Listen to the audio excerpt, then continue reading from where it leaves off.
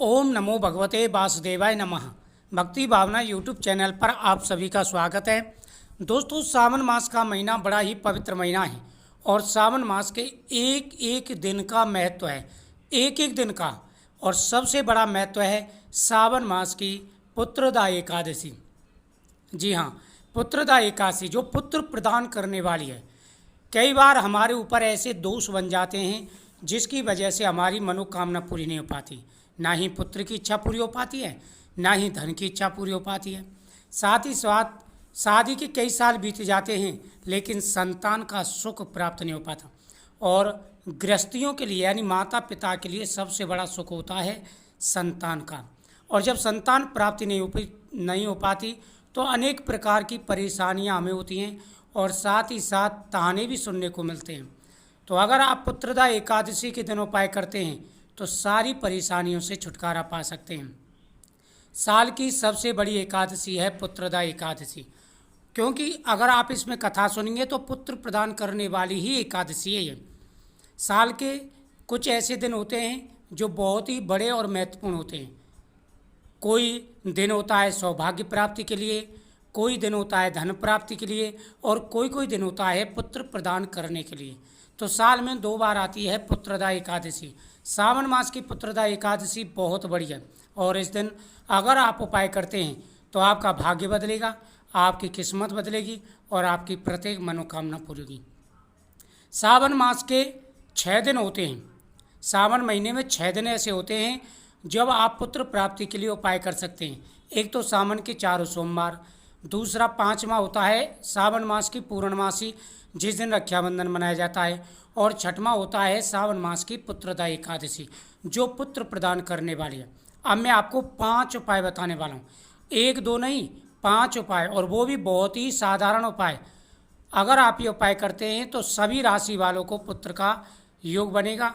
भगवान विष्णु स्वयं पुत्र प्राप्ति का आशीर्वाद देंगे और साथ ही साथ भाग्यशाली राशियों के बारे में जानकारी भी दूंगा। 9 ऐसी राशियां हैं जो इस दिन बहुत ही ज़्यादा भाग्यशाली और शुभ रहने वाली हैं।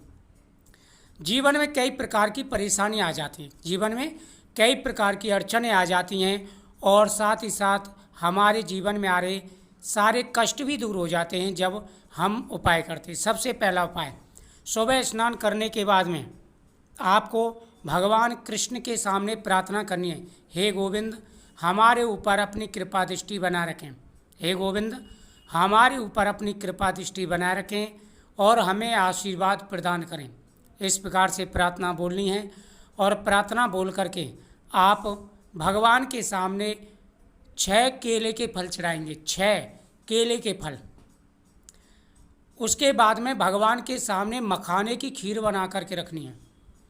भगवान के सामने मखाने की खीर बना करके रखें। आपको क्या करना है, 6 केले के फल चढ़ाने हैं, मखाने की खीर भगवान के सामने रखनी है। साथ ही साथ पेठा जो आता है बाजार से, पेठा जिसे बोलते हैं मीठा वाला होता है, वह भगवान के सामने रखना है। अब भगवान के सामने दूसरा उपाय करना है आपको कि आपको कम से कम 5 बार या 7 बार पुत्र प्राप्ति की कथा यानी पुत्रदा एकादशी की कथा का श्रवण करना है। मैं कथा डालूंगा, उस दिन आप उसको ज़्यादा से ज़्यादा सुनें। पुत्रदा एकादशी की कथा का श्रवण जरूर करें, इससे पुत्र प्राप्ति का आशीर्वाद प्राप्त होगा।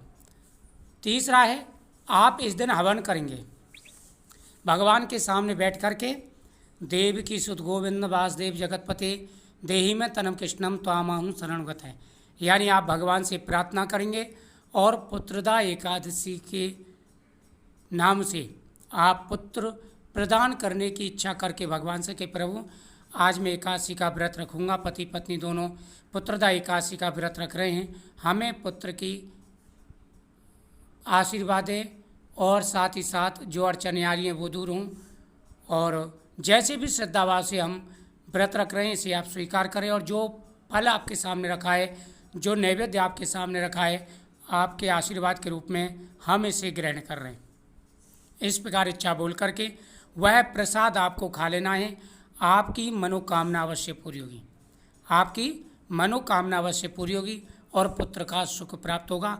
भगवान के सामने चढ़ाया गया प्रसाद आपको जरूर खा लेना। साथ ही चौथा उपाय है आपको भगवान शिव के सामने नारियल चढ़ाना है। इस दिन भगवान शिव की प्रतिमा के सामने नारियल चढ़ाएं और वह आपको जरूर खाना है, वह आपको जरूर खाना है। इससे पुत्र प्राप्ति का आशीर्वाद प्राप्त होगा। पांचवा उपाय दीपदान का। दीपदान करने से पुत्र के योग बनते हैं। पहला दीपक पीपल वृक्ष के नीचे, दूसरा तुलसी माता के सामने, तीसरा भगवान शिव और माता पार्वती के सामने, चौथा भगवान कृष्ण के सामने, पांचवा दीपक आप मंदिर के मेन दरवाजे पर जलाएंगे। ये दीपक आपको जरूर जलाने हैं। इन दीपकों को जलाने से आपकी मनोकामना अवश्य पूरी होगी। तो ये उपाय आपको बहुत ज़्यादा लाभ पहुंचाएंगे। ये उपाय आपको जरूर करने हैं।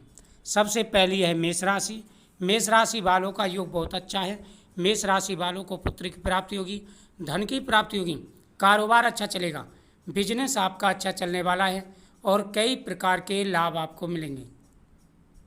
जीवन में खुशियाँ आएंगी, तरक्की और कामयाबी आपको मिलेगी और पुत्र धन की मनोकामना आपकी पूरी होगी। महा दुर्लभ योग बन चुका है।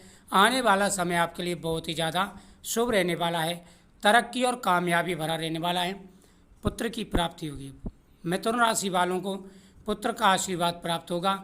बहुत ही अच्छे योग आपके बन चुके हैं। आने वाला समय आपके लिए बहुत ही ज़्यादा शुभ रहने वाला है। पुत्र का आशीर्वाद प्राप्त होगा। उसके बाद में मिथुन राशि वालों को धन का भी आशीर्वाद प्राप्त होगा। तो मेष राशि वालों को पुत्र का आशीर्वाद मिलेगा, धन का आशीर्वाद मिलेगा। मिथुन राशि वालों को पुत्र धन का आशीर्वाद प्राप्त होगा। कर्क राशि वालों को पुत्र धन का आशीर्वाद प्राप्त होगा।